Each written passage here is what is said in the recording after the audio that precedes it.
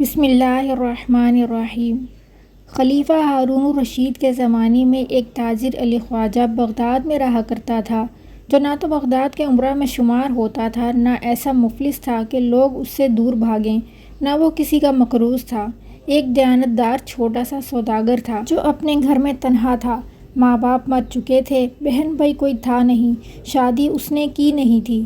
کفایت شعار اور تنہا ہونے کی وجہ سے اس کے پاس 1,500 اشرفیاں جمع ہو گئیں، یہی اس کا کل اثاثہ تھا۔ ایک روز خواب میں اس نے دیکھا کہ کوئی شخص اس سے کہہ رہا ہے کہ علی خواجہ، تمہیں حج کرنا چاہیے، تمہارے پاس کافی سرمایہ ہے۔ صبح کو اٹھا تو اس نے معمولی بات سمجھ کر نظر انداز کر دیا، لیکن دوسری اور تیسری شب کو پھر اس نے یہی خواب دیکھا تو طے کر لیا کہ مجھے ضرور حج کرنا چاہیے۔ چنانچہ سامان سفر درست کر کے اس نے 500 اشرفیاں تو اپنے ساتھ رکھ لیں، باقی 1,000 کے لیے پریشان تھا کہ کہاں رکھوں۔ سفر میں اتنی بڑی رقم لیے پھرنا کسی طرح سے مناسب نہیں۔ سوچتے سوچتے اسے اپنے ایک دوست تاجر کا خیال آیا جو بہت ہی نیک اور دیانتدار مشہور تھا۔ اس نے فوراً ایک گھڑے میں 1000 اشرفیاں گن کر رکھیں اور اوپر سے زیتون کا تیل ڈال دیا، پھر گھڑے کا منہ بند کر کے اپنے دوست کے یہاں لے گیا۔ سلام دعا کے بعد علی خواجہ نے اپنے سفر حج کا ذکر کر کے گھڑا امانت رکھنے کی درخواست کی۔ تاجر نے مبارکباد دیتے ہوئے گودام کی چابیاں علی خواجہ کو دیتے ہوئے کہا، اپنے حسب مرضی جہاں مناسب معلوم ہو رکھ دو، انشاءاللہ اسی طرح واپس ملے گا۔ علی خواجہ نے گودام کھول کر اپنا گھڑا رکھ دیا اور خود سفر حج کے لیے روانہ ہو گیا۔ فریضہ حج سے فراغت کے بعد چونکہ کافی سرمایہ بچ گیا تھا، اس لیے علی خواجہ نے کچھ مال تو خرید لیا اور جدہ وغیرہ ہوتا ہوا مصر جا پہنچا، جہاں کاروبار میں اس کو کافی منافع ہوا۔ پھر یہاں سے مال خرید کر یروشلم بیت الحمم، جہاں حضرت عیسیٰ علیہ السلام کو یہود نے مصلوب کرنے کی کوشش کی تھی، سفر کرتا ہوا مسجد اقصیٰ کی زیارت کے لیے بیت المقدس چلا گیا اور وہاں سے کچھ مال کی خرید و فروخت کر کے دمشق آیا۔ کچھ عرصہ یہاں ٹھہرا اور پورے 4 سال کے سفر کاروبار کے بعد بغداد میں داخل ہوا۔ علی خواجہ کے حج کے جانے کے بعد اس کا دوست تاجر یہ بھی بھول گیا کہ اس کے پاس کوئی امانت رکھی ہے یا نہیں، یہاں تک کہ حجاج واپس آئے اور علی خواجہ کا ذکر چھڑا تو اسے یاد آیا کہ اس کا زیتون کے تیل کا گھڑا میرے پاس رکھا ہوا ہے۔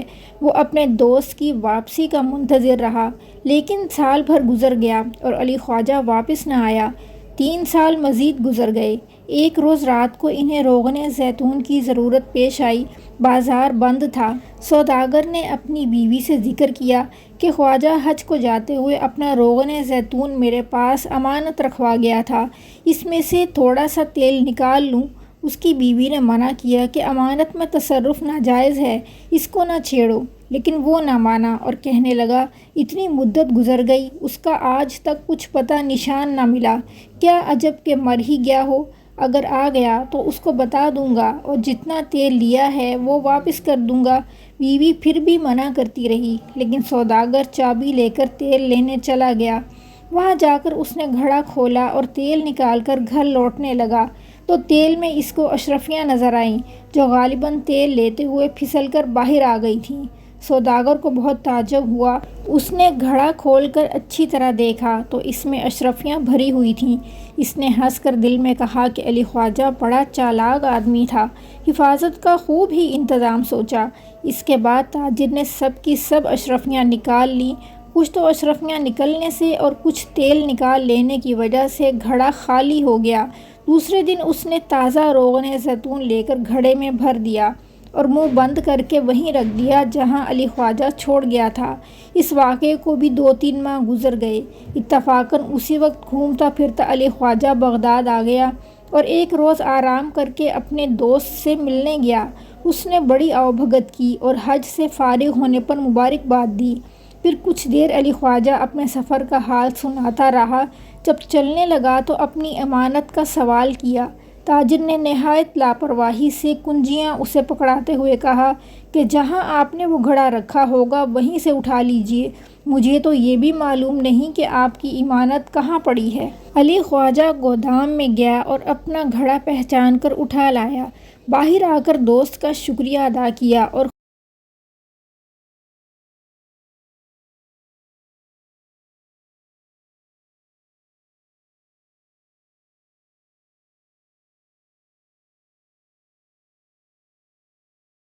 باہر آ کر دوست کا شکریہ ادا کیا اور خوشی خوشی اپنے گھر پہنچا۔ گھڑا کھول کر جب اشرفیاں نکالنے کا ارادہ کیا تو دیکھا کہ گھڑا خالی ہے، صرف روغن زیتون بھرا ہوا ہے۔ علی خواجہ گھبرا گیا اور الٹے پیروں دوست کے پاس آ کر کہا کہ میں نے جو گھڑا تمہارے پاس امانت رکھوایا تھا اس میں 1000 اشرفیاں تھیں، اگر تم نے کسی ضرورت سے نکال کر خرچ کر لی ہیں تو تم مجھے بتا دو اور جب گنجائش ہوگی تو مجھے لوٹا دینا۔ تاجر نے بڑی کڑی نظروں سے علی خواجہ کو دیکھ کر اشرفیوں کے متعلق صاف انکار کر دیا اور کہنے لگا کہ تم نے تو مجھ سے صرف تیل کا ذکر کیا تھا، اس وقت تو اشرفیوں کا کوئی ذکر ہی نہیں آیا، اب تم اشرفیاں بتانے لگے، مجھے معلوم نہیں۔ علی خواجہ نے منت خوشامد کی، دھمکیاں دیں، لیکن بے سود رہا، آخر مجبور ہو کر روتا پیٹتا گھر چلا آیا۔ وہ دن اور تمام رات اس نے بڑے رنج و غم میں گزاری۔ صبح کو چند دوستوں سے ذکر کیا، وہ بھی افسوس کرنے لگے۔ انہوں نے تجویز دی کہ قاضی کے سامنے معاملہ رکھا جائے۔ علی خواجہ نے قاضی کے سامنے اپنا معاملہ رکھا۔ تاجر نے صاف لفظوں میں انکار کیا، بلکہ ایک شخص کو شہادت میں بھی پیش کر دیا کہ علی خواجہ نے امانت رکھتے ہوئے صرف یہی کہا تھا کہ میں اپنا روغن زیتون کا گھڑا رکھ کر جا رہا ہوں، اشرفیاں رکھنے کا ذکر تک نہیں آیا۔ قاضی نے ثبوت نہ ہونے کی وجہ سے دعوے کو خارج کر دیا۔ مقدمے کی کافی شہرت ہو گئی تھی۔ بغداد میں اس واقعے کا ذکر ہر جگہ تھا۔ بعض لوگ علی خواجہ کو مظلوم سمجھتے اور بعض کا خیال تھا کہ وہ بددیانتی کر رہا ہے۔ علی خواجہ نے اپنا معاملہ بالآخر خلیفہ ہارون الرشید کے دربار میں پیش کیا۔ خلیفہ نے دوسرے روز دونوں کو دربار میں حاضر ہونے کا حکم دیا۔ رات کو جب معمولی لباس تبدیل کر کے خلیفہ اپنے وزیر جعفر کے ہمراہ گشت کے لیے نکلے تو ایک محلے میں جا نکلے جہاں کچھ لڑکے اکٹھے ہو کر کھیل رہے تھے۔ اتفاقاً اسی وقت ایک بڑے لڑکے نے تجویز پیش کی کہ آؤ قاضی کا کھیل کھیلیں، میں قاضی بنتا ہوں اور تم علی خواجہ، اور تاجر کا مقدمہ پیش کرو، قاضی صاحب کا فیصلہ ٹھیک نہیں، میں انصاف کروں گا۔ خلیفہ نے جعفر سے متوجہ ہو کر کہا کہ بچوں کا تماشا دیکھ کر چلیں گے، ایک طرف ہٹ کر کھڑے ہو جاؤ، دیکھیں اس معاملے کے متعلق لوگوں کی کیا رائے ہے، کیونکہ یہ بچے وہی کریں گے اور کہیں گے جو دوسرے لوگوں سے سنتے ہوں گے۔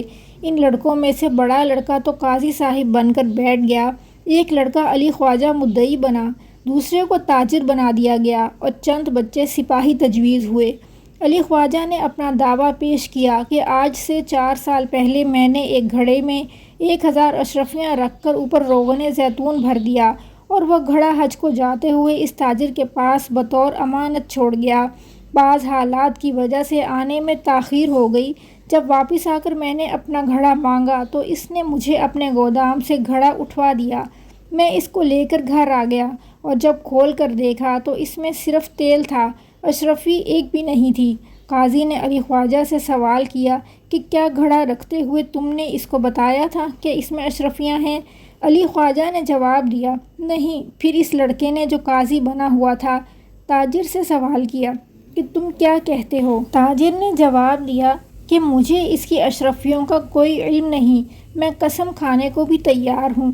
قاضی نے کہا ٹھیک ہے۔ پھر علی خواجہ سے متوجہ ہو کر کہا کہ وہ گھڑا لاؤ جس میں اشرفیاں تھیں۔ لڑکے نے ایک گھڑا لا کر رکھ دیا۔ قاضی لڑکے نے اس کو دیکھا اور پھر سپاہیوں سے کہا کہ شہر سے چند تیل فروشوں کو بلا لاؤ، میں یہ معلوم کرنا چاہتا ہوں کہ جو تیل گھڑے میں بھرا ہوا ہے وہ 4 سال پرانا ہے یا نہیں۔ سپاہی لڑکے 3-4 لڑکوں کو بلا لائے اور قاضی کے سامنے پیش کیا۔ قاضی نے ان سے کہا کہ تم اس گھڑے کا تیل دیکھ کر ٹھیک ٹھیک بتاؤ کہ یہ کتنی مدت کا ہے۔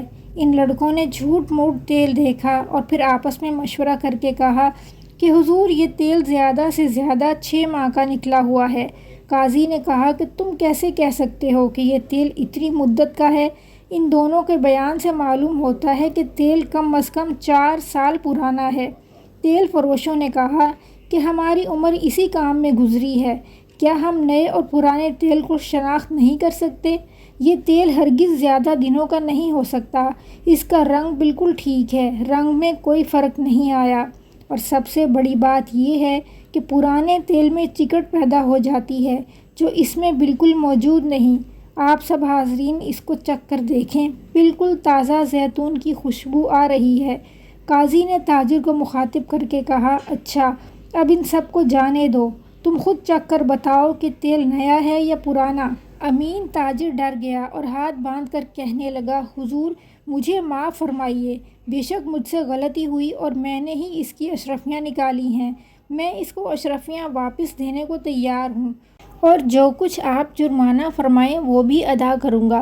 نقلی قاضی نے کہا، ہرگز نہیں، تم بددیانت ہو اور تم نے خیانت کا اتنا بڑا جرم کیا ہے کہ اس کی سزا معمولی نہیں ہو سکتی، میں تمہیں پھانسی کی سزا دیتا ہوں۔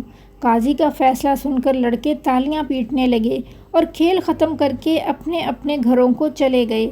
خلیفہ اور جعفر لڑکوں کی ذہانت اور کارروائیاں دیکھ کر حیرت زدہ رہ گئے۔